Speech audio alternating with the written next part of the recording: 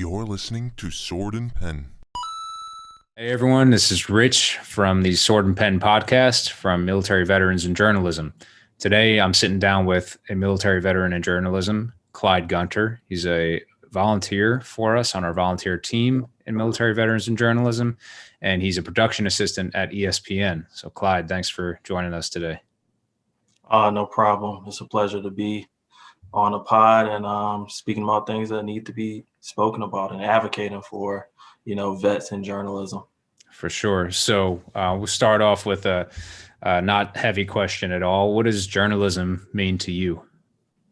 So I would say what journalism means to me, pretty short, but just providing an accurate and reflective account of any and every piece of information, whether it's about, an event that happened, whether it's about just news that people need, whether the outlet is big, small, print, digital, or television, just choosing to relay that to people in the most accurate and reflective way.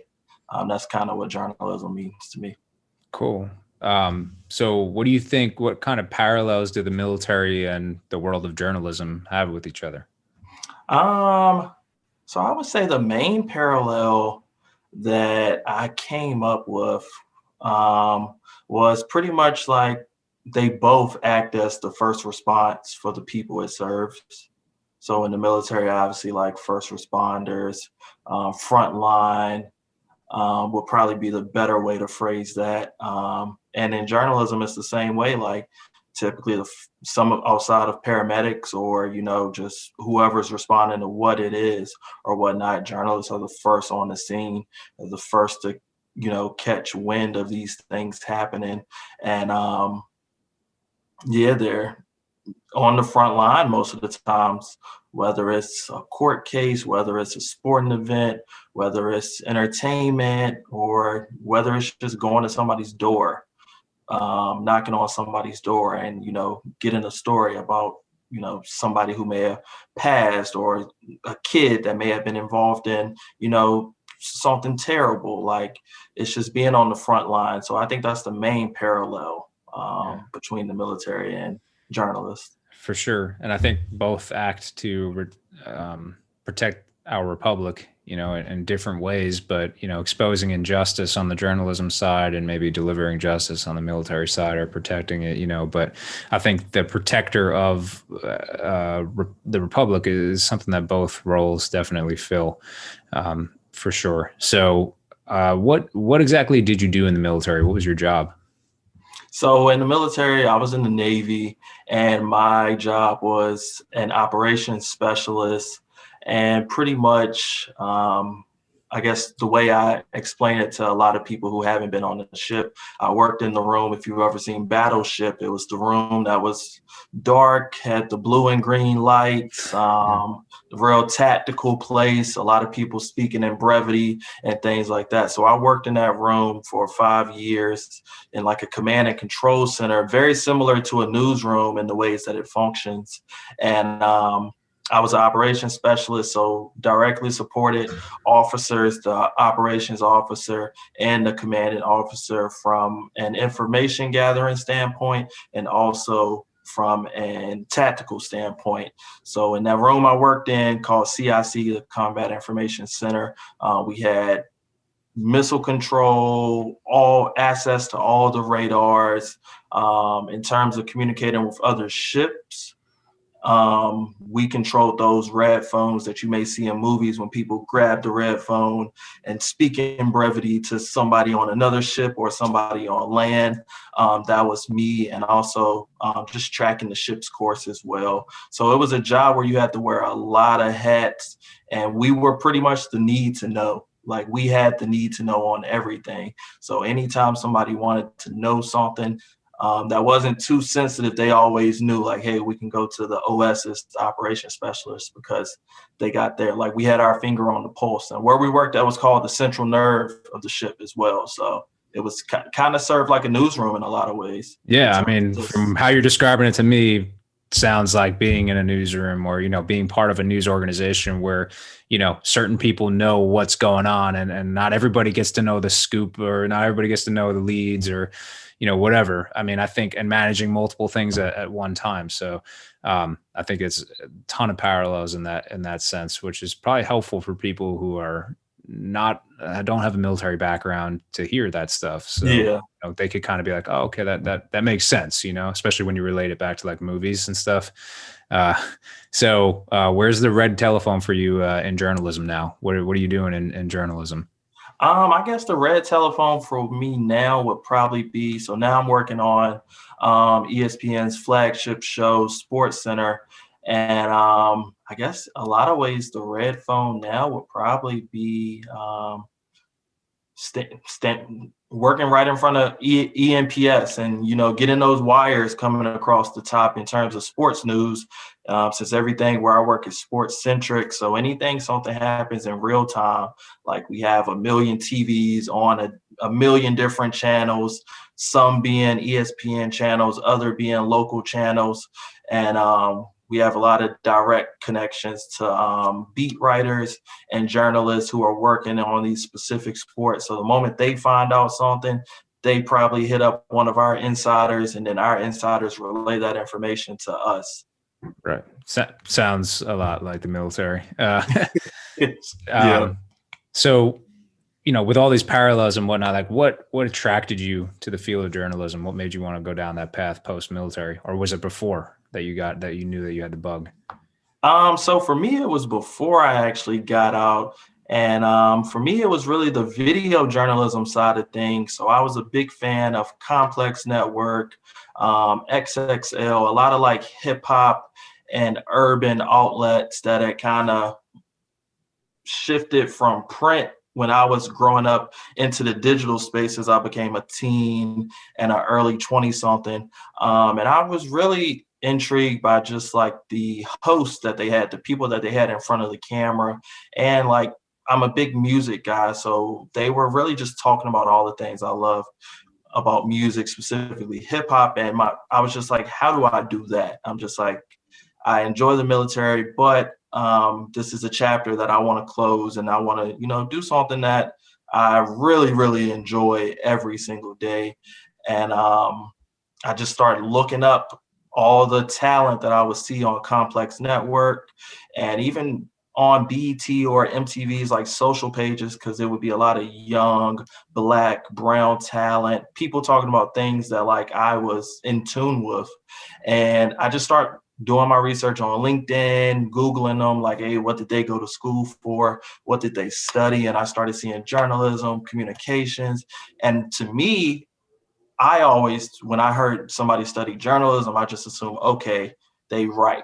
Like they write, it's print. But then I start seeing the other jobs that you could do from a degree in journalism or communications or anything else like that. Other people have backgrounds like English, and some of them, they had kind of, I actually reached out to a few people in New York while I was still serving, and they had went to school for finance, but they kind of took their discipline and wrote about it. Mm-hmm.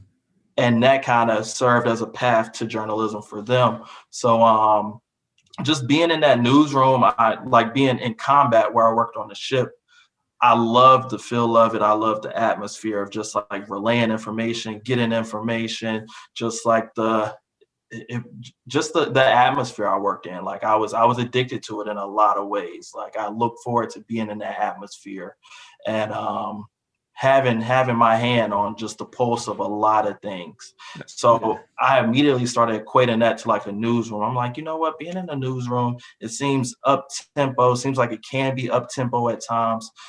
You're always going to be the first person to get some breaking news. And like, it's up to you these were our pillars for my job in the military, to gather, process, disseminate, and I forgot the other two, but pretty much it's information gathering. Gather information, process it, and then disseminate it to the proper parties. And I'm like, I think I could do that in, the realm of news, media, whatever it is. I just kind of want to be in a similar room to that. So that's kind of what inspired me to want to go into journalism And then when I got into journalism, a million other opportunities and just jobs that I didn't even know, could stem from journalism, came about. I think there's a lot to unpack there, but I mean, you hit on some huge points, which is that, journalism doesn't fit in a box, real neatly. I mean, you could be a finance person and you could write about finance for, a journalism or a publication or whatever it may be, but all those parallels of communication, dissemination, and controlling of operations, and working in a high stress environment, those all bleed over, and you could be in so many different facets of journalism, just like you can be in the military, but connecting those things together, like you mentioned, is, I think, where you really shine, where you can shine, you get the opportunity to, and you see those like unique angles that you can plug in at where other people aren't seeing the opportunity, because you've been like exposed to things outside of the normal construct, like college, internship, job offer, so exactly.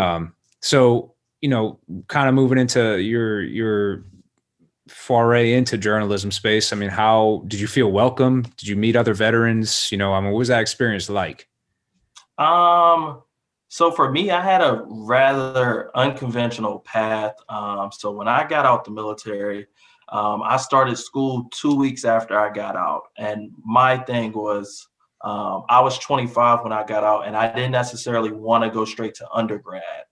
I didn't want to spend my whole GI Bill on undergrad. And I was talking to a lot of people in the journalism field, and a lot of them was just like, honestly, if you can get the training, if you're writing now, if you can get the training, like actually get the skills and see, can you leverage your experience?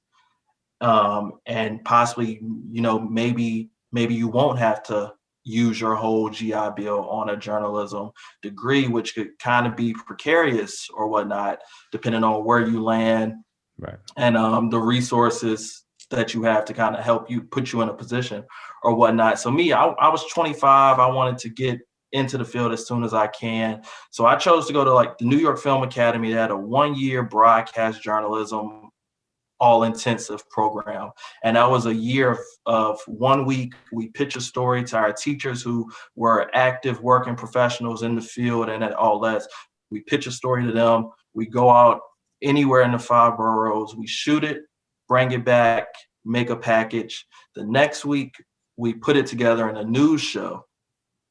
So we did that for a year straight. And in my opinion, for me, I know how I learn. I'm more hands-on. That was what I needed. Like just a year. I'm like, I've had 5 years of professional experience supporting senior leadership, executive level officers. That can translate for me. Like I know it can. And I'm just like, I just need to be able to get a nice reel together. So when I got done with school, I always knew like I'm not going to a 4-year institution, so I'm gonna have to network. Like I knew that. I'm like, I'm gonna have to network because I won't have the luxury of, having that network from a 4-year college or university to kind of lean into and this and that. So I would say it was, at times it felt unwelcoming, especially being in New York where you got Columbia, you got NYU, you got Fordham, you got all these schools and this and that, and all these pipelines that are feeding into these, corporations and media outlets or whatnot. So at times I naturally felt unwelcome because I'm just like, I don't fit in. And a lot of times I may not get the 2 or 3 minutes to explain my military service and how that has prepared me as a 25-year-old to be able to adapt, to be able to, identify stories, to just be able to get a job done, essentially. Right. And so at times it was unwelcoming for me, but I had to persist. Like I knew my circumstances and I had to adapt because of my circumstances. So I really leaned into networking and just getting my story out there, like setting up one-on-ones with people, as many people as I could, looking people up on LinkedIn, any outlet that I had the chance to go to, just like, identifying if they have a veteran resource group or anything like that, and just really just putting myself out there and putting myself on people's radar. So it was unwelcoming, but I had to adapt because I knew I chose a different route from the conventional one. Right. Which is something that being a military veteran, or having been in uniform at one time, adapting and overcoming is everyday life, mental agility, like all those things. I mean, that's just every day. I mean, there's challenges presented to you constantly.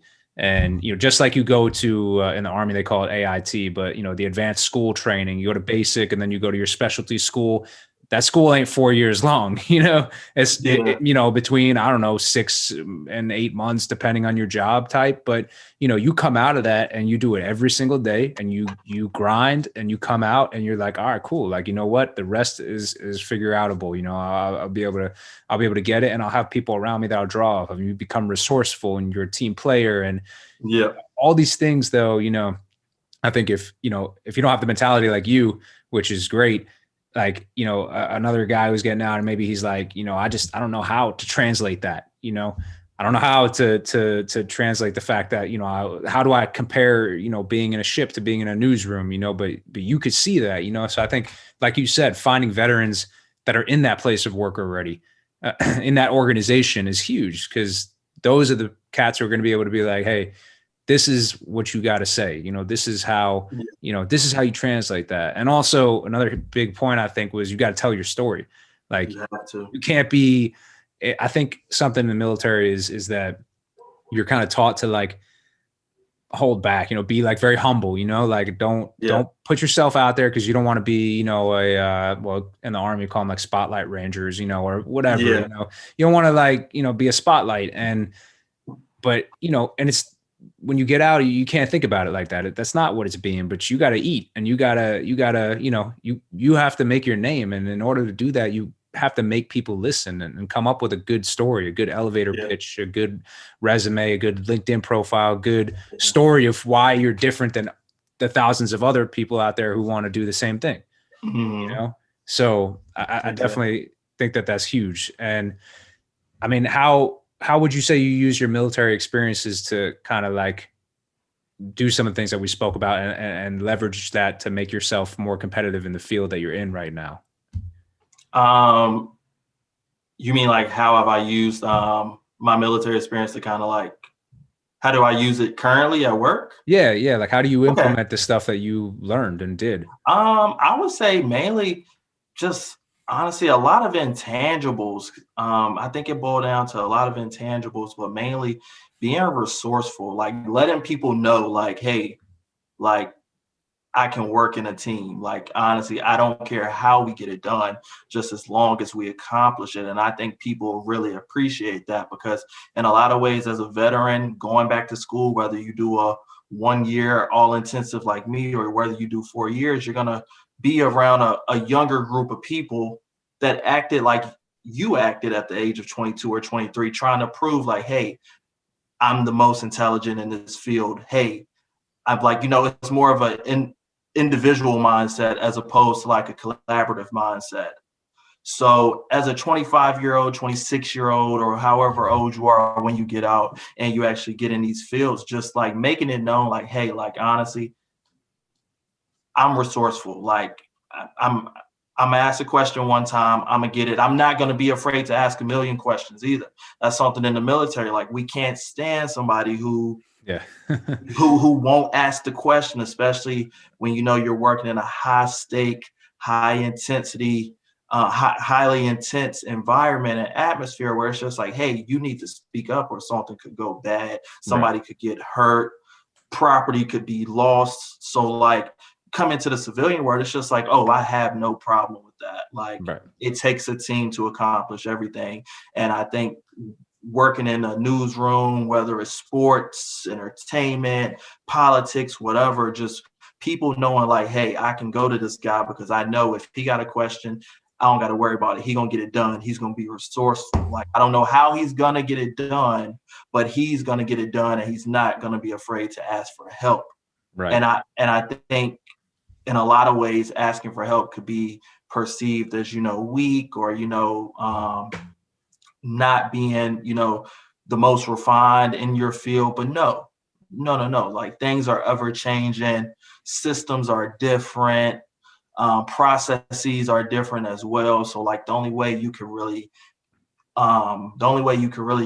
get a hold of these things and be efficient in them is to tap the person next to you, tap the person all the way across the room. As long as you're getting the job done, like make it known that you can be resourceful, like Right. that.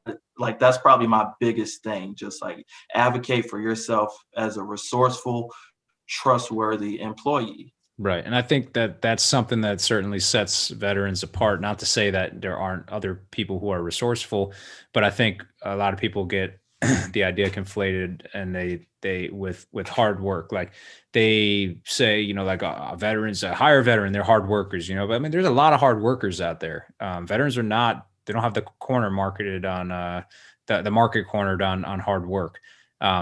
So being resourceful, though, I think they certainly have a leg up in that sense, especially at like we're specifically talking about folks who get out in their early 20s, because like you come out of college at 25. When I was getting my master's at 28, there were like people who had just finished their bachelor's and then were getting their master's in journalism too. And they were nice people, but they didn't have that type of experience. They were still asking the teacher questions that I was like, like the one veteran in the corner of the classroom was like, "Oh my God, why do you keep asking these questions?" So yeah, I think you hit the nail on the head with that. So what would you say? Yeah, go ahead. Excuse me. Yeah, I would say, just, really just putting yourself out there as like a resourceful team member and also just a collaborative person. Like it takes a collaborative effort, especially in news.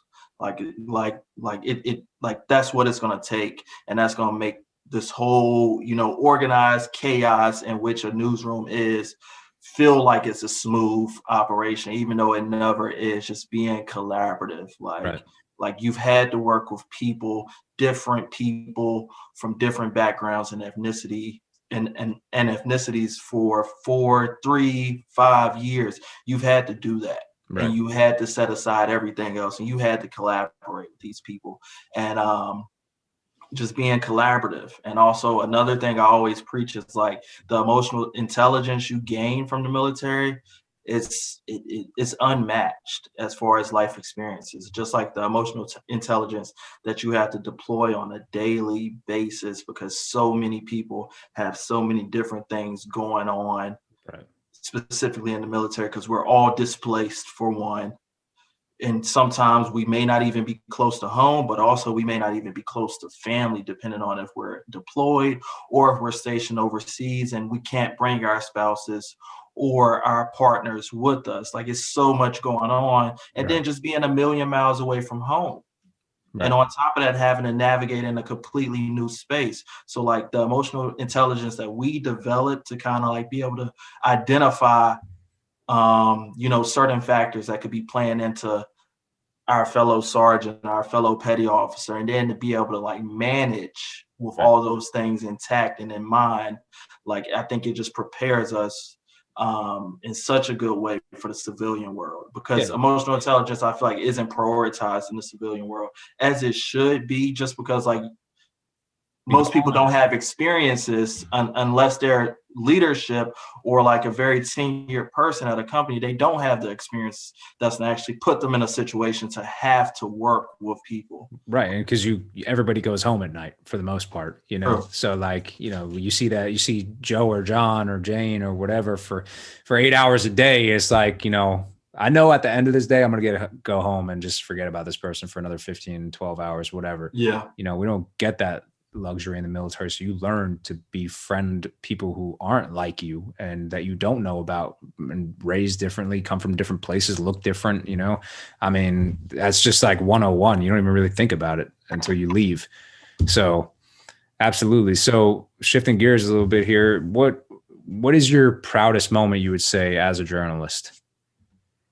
My proudest moment, I would say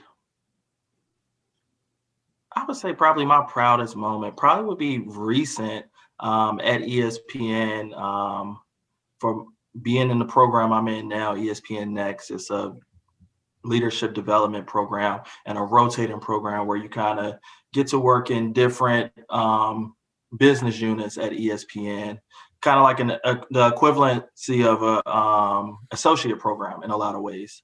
So I've spent most of my time working in business content development and strategy, which is, separate from production. You're not putting stuff together. You're working from an overhead view of things and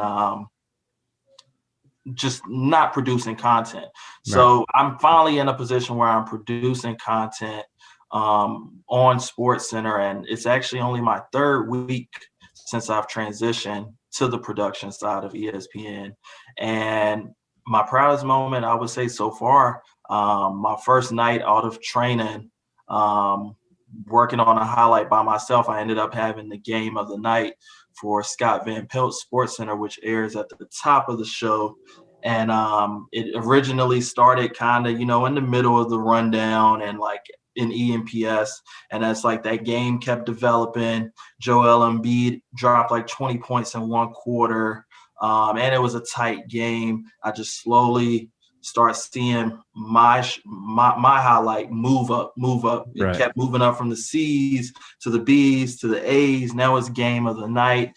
And that was my first day working on a highlight by myself. But I would say what made me so proud about it, though, like my highlight producer and my content associate kind of helping me out, they were just like, man, you're cool, you're calm, you're collected. Are you nervous? And my whole way of navigating that whole situation was just like, I'm not nervous just because I got y'all here with me. Right. And I'm gonna grab y'all at any time I have a question because I know like that game ended at 10 o'clock. We had an hour to get that highlight edited properly, to get a shot sheet written for the anchor to read, to get a cut sheet made. We had all these things to do after the actual highlight was made and laid down on the track. And, high intensity, a highly intense moment. And, Scott Van Pelt airs at 11 o'clock. Time is dwindling. And I'm just like, I feel like I'm in a comfortable space because like, I'm not just doing this. Like I have no interest in making this highlight on my own, especially in my first day there. I just want to get the highlight to air in time so that Scott Van Pelt can present it. And I had, a highlight producer and a content associate right by my side. And I'm just like, hey man, like in my head, I'm just like, I have a team here. Yeah, exactly. Not just me. I have a team. My name may go on it, but I have a team. Right. And when I stepped back from that situation, I felt extremely comfortable and proud that like a highlight I just made just reached, millions at 11 p.m. on a Wednesday night. And that was something I could never imagine. But also I was just proud because like I did it with a team. Like I did it with people who were willing to help me, open to helping me, and I was open to having help as opposed to trying to get it done on my own. That's huge, man. I saw you put that on Twitter. Actually, I'd check that out. But yeah, that's definitely awesome, man. I think everybody's super proud of you, and that's huge. It's a huge impact, that you're making with that. I mean, in terms of viewership, and obviously, not to like beat a dead horse, but it's similar to being in the military in the sense that you always have a team for the most part in that way too. And like, you don't know your job when you first start or the intricacies of everything above and below, but you have people above and below that you could lean on. So definitely, which kind of alludes to my next question of military veterans and journalism as an organization. What do you think that does for the community, for our community? I mean, how do you think that helps? I would say mainly, especially for me, because when I got to New York to study, I couldn't tell you a veteran that worked in journalism. I just couldn't tell you. And I was doing my research and I would find people, but these are just one-offs where I'm just like, hey, can I hit you up in this and that? It wasn't anything formal. It wasn't an organized community. So for me, I think what MVJ is doing for veterans specifically is building a pipeline at a time, building a specific pipeline for a specific group of people in veterans like us at a time where a million different pipelines are being built to kind of make all industries or access to industries more equal and more fair. Right.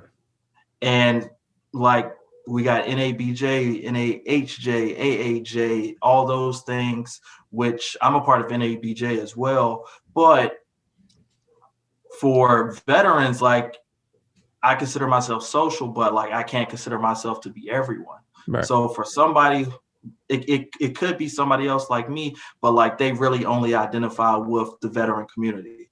You know, that could be because of age, experience, but also age as well. Right. And so I feel like it's good, like NVJ is good for veterans just because like we get our own specific pipeline. Like Right. we're not asking everybody to look at us. But in a day and age, especially after 2020, where like diversity is really being pushed and diversity and inclusion is really being looked at under a critical eye. And you know, these corporations are being held accountable and kept honest in their efforts in diversity and inclusion. Like every pipeline, like there needs to be a pipeline for every group. Right. Yeah, for sure. And I think, you know, like the awesome thing about MVJ is that we have people just like the military who represent every background, ethnicity, race, religion. I mean, we're not a huge organization, but we certainly have a representative of each group, you know, which I think is cool. And we're transparent about that. I think we did a survey not that long ago to see exactly the backgrounds of our membership, and we collect the information when people join and stuff, so we could see, you know, okay, we have this many people from this area or this from that or whatever. But I think you're right. I mean, you might also be a part of NABJ or NAHJ or you know, any other of those organizations, but it's also nice to have this one too, you know, because you know, you're allowed to identify with more than one, you know, group of people, you know. I mean, people are complex, you know, and diversity being celebrated is obviously extremely important. And, you know, we don't want to leave a group behind. So, you know, veterans sometimes get left behind, and you know, we don't want that to happen, just like we don't want anybody to be left behind. So definitely. Now, kind of another big question is, if you could speak to hiring managers in journalism, what would you say to them about hiring military veterans? I guess the main thing I would probably say to them would be like, focus on those intangible skills and know that you're looking at somebody who has been asked to get the job done day in and day out for 3, 4, 5, 10, 20 years. Like as a working professional, I oftentimes think people put our military experience in a box, and I'm just like, you don't have to put it in a box. Yes, it was in the domain, in this specific domain of the military. However, though, I tell people all the time, I have professional experience. I have 5 years of professional experience. Like I don't have to put the military over top of it. Right. I don't have to preface it was the military. I have 5 years of professional experience, and I would say treat their military experience as any other professional experience. Which is huge, because like you said, you don't have to preface it.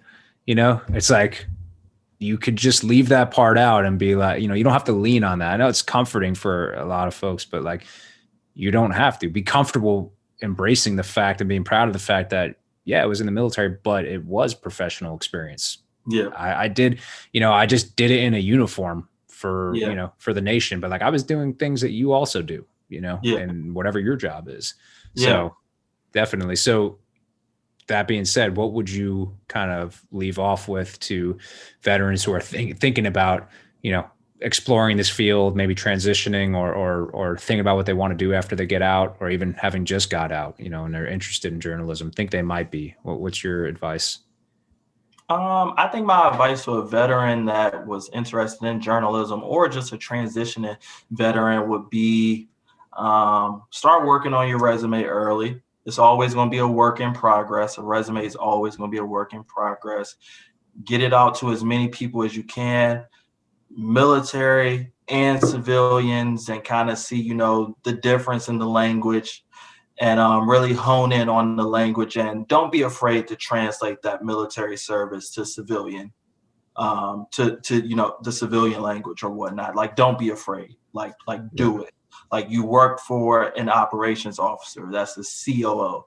You supported a commanding officer, that's the CEO. Right. Like, you worked for the engineering, you worked for the chief engineering officer, you worked for a department head. Right. Like, don't be afraid to translate that at all. Like, just strip it of the military language and deliver it in a way that your peer who has been working the same amount of time as you in the civilian sector would. And another thing I would say is just really craft your own narrative and really lean into it. Because we did serve in the military, so unfortunately there is going to be some bias, there is going to be some misconceptions around who we are and what we did. Craft your own narrative, own your narrative, and drive it home. Like, you don't have to you don't have to plaster it everywhere, but in terms of your networking, your interviewing, really craft your narrative and drive it home. Because when you get the chance to speak about yourself and what you did, don't leave anything on the table. Because 9 times out of 10, if you really, really did the work on translating your service to civilian responsibilities and duties, 9 times out of 10, that recruiter, whoever's interviewing you, or if you just have an exploratory interview with a project manager or something like that, they're gonna be impressed, and it's gonna take them by shock. Like, oh wow, like what you did is the same as what I do or what I did in that position. Right. Would be enlightening. I've seen it on civilians' faces too. They're like, whoa, I never thought about it like that. So yeah, for sure. Solid advice. And anything you want to leave off with? Those are all the questions I have for you today. Nothing really. I would say that last piece of advice is really what I would drive home, and what I drive home to anybody I talk to, is just craft your own narrative. Always work on your resume. Always just keep on, sending it around and getting it in a good place. And because, I'm just now realizing certain things I could put on my resume 3 years after I got out that I didn't necessarily realize a year or like less than that, like a few weeks after I got out or while I was in the service. So just always just craft your resume and, own your narrative. And when you get the chance to speak about what you did, speak about it proudly, speak about it in a way that civilians can understand, but don't shy away from what you did. For sure. All right, Clyde. Well, I appreciate the knowledge bombs you dropped on us today. And thanks for joining me on the Sword and Pen podcast. All right. Thanks, Rich. I appreciate it a lot.